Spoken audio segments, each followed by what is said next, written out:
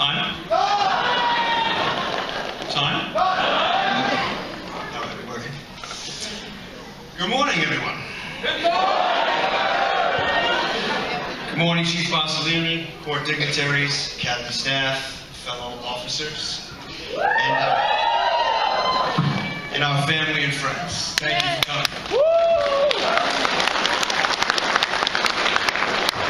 We graduating officers weren't just picked out of the hat for a backyard dodgeball team.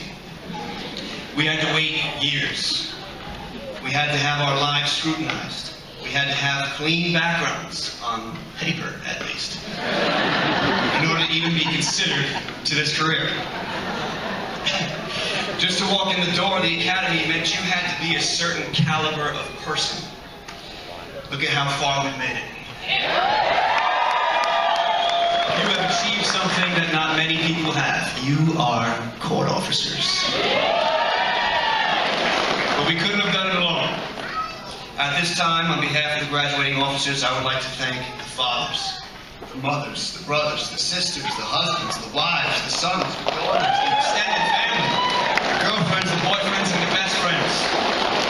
You have raised us and come alongside us all the way. You fed us, you clothed us, you housed us, you pushed us to get educations, you kept our noses clean, you taught and helped us to live good lives. You brought us to this point and so much more.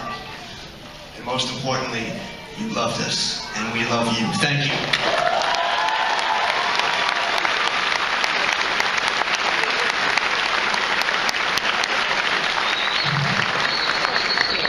I'm honored to stand before you today as voted in class representative. It truly means a lot to me to be in this position, and I am humbled by it.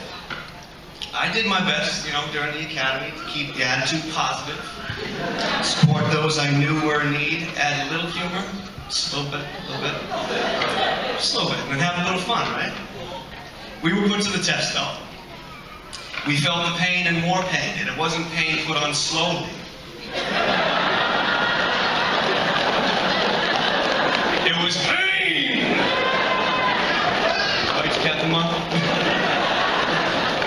We had injuries. We had personal problems. We had, unfortunately, deaths of family and friends. We had new babies. And we had a new marriage. And we went through the lows and the highs. And we came together as one.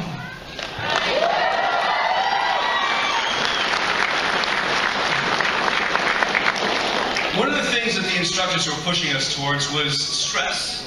And there were many methods that were used to create stress, whether it was by physical training sessions, walking up and down 12 flights of stairs, hearing the dreaded words by Lieutenant Durham, "We will do down and holders." Do not faint. We experienced stress through defensive tactics. We had discouraging words to vet out those who weren't ready for this. We were called powder puffs. We were told that we don't care. We're a bunch of individuals, and we need to stop fidgeting. You guys want to hear that, don't you? Bunch of powder puffs! He doesn't care, OD! Bunch of individuals! Stop fidgeting!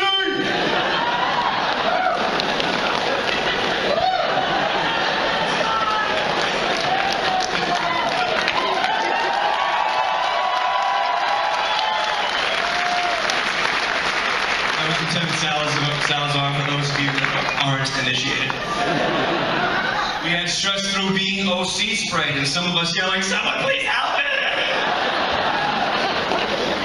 I know some of you people are probably listening to this like, oh my goodness. Physical stress, discouraging words, OC spray. What is this court trying to produce? Demons? No,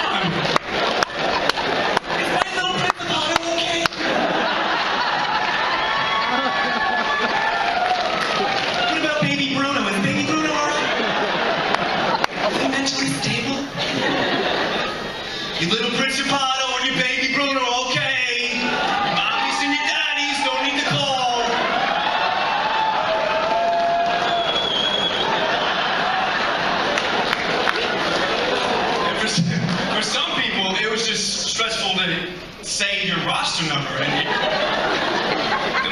sir. Recruit Earth, bus number 19.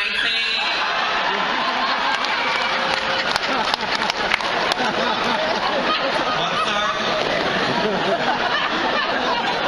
Arby, that was terrible. It was terrible.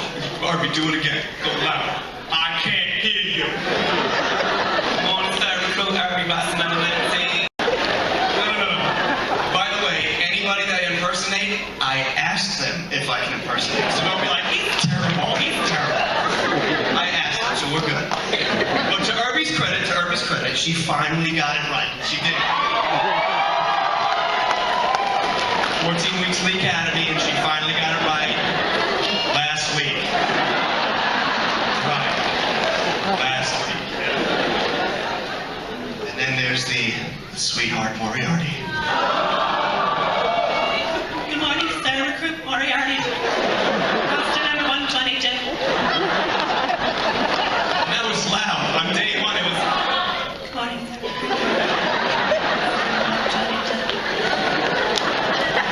But seriously, she's got like the perfect mom voice. Like that's what you want to come home to. It's like, Hi, sweetie. How you doing? it's like, Thank you. and then you got, recruit your cards!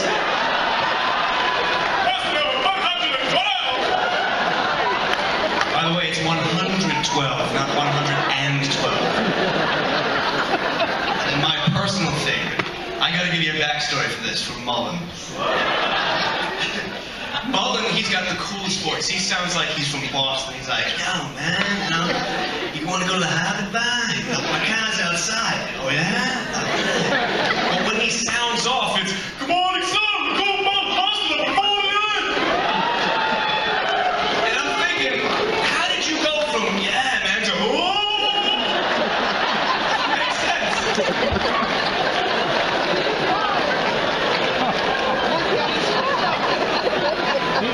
Let me get back to my speech before Faber passes out.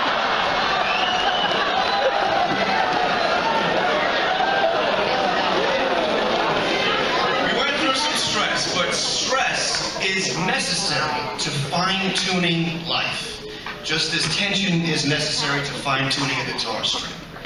Pressure always magnifies, and what does it magnify? It magnifies you.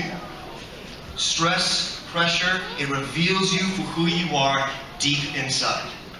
And your strength is tested by resistance to pressure. True of marriage, true of friendships, true of character, and true of a court officer. I applaud you, officers, because you've been through a lot. You've been hit in your wallets, sacrificed time with family and friends, and you pushed yourselves hard. I want to read to you something that is straight out of the recruit binders. Within the first few pages of the binder is a page called Law Enforcement Officer's Pledge. And I know you all read it, right?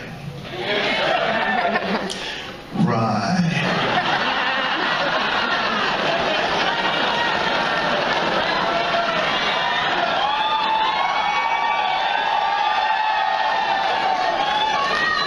If you haven't read it, then here it is. There's 10 sayings. Law Enforcement Officer's Pledge. Number 1, be ready to serve the public faithfully and fearlessly. Number 2, uphold the rights of every individual within the law. Number 3, strive diligently to secure the evidence to free the innocent as well as convict the guilty. Number 4, honor the shield. Never tarnish it by personal misconduct on or off duty. Number 5, be courteous and friendly. Number 6, avoid favoritism. Race, creed, gender, or influence have no place on the scales of justice. Number 7, act as a model for youth. Help youngsters to be good citizens. Number 8, keep in good physical condition. Number 9, learn more about the law enforcement profession. Acquiring knowledge is a never-ending process. And number 10, take seriously your oath of office. Be loyal to self, organization, country, and God. Now, it'd be great to get into all these 10 statements, but for the sake of time, I chose what I believe to be the 3 most important ones for our careers and also for our lives. The first one I chose was number 1. Be ready to serve the public faithfully and fearlessly. Now, we obviously will be dealing with the public on a daily basis.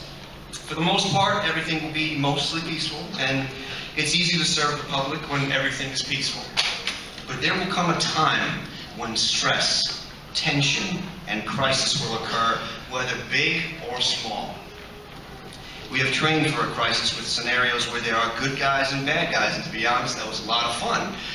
But God forbid if these things ever happen in real life. Remember this: heroes are people who act in a moment of time on a need greater than self. Heroes are people who act in a moment of time on a need greater than self. A prime example of this is September 11th. Crisis doesn't make the person, it only exposes you for who you already are. On September 11th, we saw men and women from all different civil service positions finally revealing themselves for who they are, truly deep down inside, heroes. They were ready to serve faithfully and fearlessly, and we must be ready to do the same. The second one I chose was number 4, honor the shield. Never tarnish it by personal misconduct on or off duty. All of us graduates had to have some level of talent in order to make it to where we are now, and I know maybe some instructors don't agree. Maybe somebody said, "These recruits are talentless, LT!" But remember this, you had to have some talent to walk in the door. So remember this, your talent can take you to where your character cannot sustain you. Your talent can take you to where your character cannot sustain you. We see this famously with athletes. Athletes have extraordinary talent, and that takes them very far to the professional level. Then we hear of these athletes tarnishing their team in sport through illegal activity, whether it's by drugs, domestic violence, illegal use of firearms, etc. Their talent took them to a place where their character could not sustain them. Keep your character on and off duty in check. Always seek the higher ground with all your moral decisions. In order to do this, we need a set of principles to stand upon. I'm not necessarily talking about the R&P, obviously we need to follow that, but a set of principles to build your life upon that are righteous and virtuous. Which brings me to the last one I chose, which is number 10. Take seriously your oath of office. Be loyal to self, organization, country, and God. The much respected radio talk show host, columnist, author, and public speaker Dennis Prager asks whether morality, what is good or evil, is absolute or relative. In other words, is there an objective right and wrong, or is right and wrong a matter of personal opinion? Dennis Prager continues, in the Judeo-Christian value system which this country is founded on, God is the source of moral values, and therefore what is moral and immoral transcends personal or societal opinion. Without God, each society or individual makes up its or his or her moral standards, and then moral standards become merely a matter of opinion. This is known as moral relativism, where opinions and preferences trump upright standards, and then who's to say what's right and wrong? You can see how this can get a little chaotic and confusing very quickly. What I mean to say is the more you build your life upon principle and the ideal, and less on people's opinions, the straighter and less swayed will be your course. Remember, people are not great by the virtue of their wealth, but by the wealth of their virtues. People are not great by the virtue of their wealth, but by the wealth of their virtues. It is my firm conviction that we as Americans, and especially court officers, must loyally pursue this higher path of virtue. In closing, we now move on to brighter days, right guys? Remember, you have achieved much. Faithfully and fearlessly serve the public. Move through each day with strength and courage to do what is asked of you. Use the characteristics of love, joy, peace, patience, kindness, goodness, faithfulness, gentleness, and self-control as your guide. Against these characteristics, there is no law, so do it.